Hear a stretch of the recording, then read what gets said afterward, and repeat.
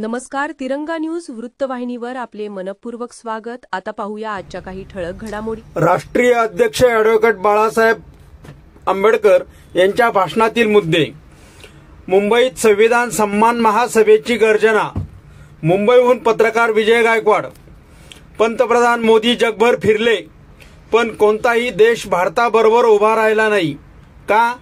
कारण आज जग भारताला धोक्याच्या नजरेत पाहू लागला आहे। धर्मांतरित राजकारण देशाला कुठे नेणार? आम्ही कोणाच्या धर्माच्या जातीच्या विरोधात नाही।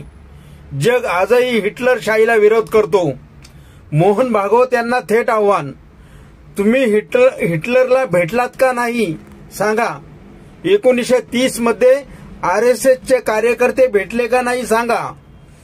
तुम्ही मुसोलिनीला मानता का नाही ते सांगा। इतिहास साक्ष देतो, पाकिस्तानही आपल्याबरोबर स्वतंत्र झाला। धर्माच्या आधारावर देश तयार झाला, पण 1971 मध्ये धर्मांतरित राष्ट्र फुटलं आणि बांगलादेश निर्माण झाला। धर्मावर राष्ट्र टिकत नाही, राष्ट्र टिकतं समता, स्वातंत्र्य आणि बंधुता या मूल्यावर। आणि लक्षात ठेवा, नरेंद्र मोदी हा देशाचा मालक नाही, तो नागरिकांचा नोकर आहे। पुढे सुजात आंबेडकर यांनी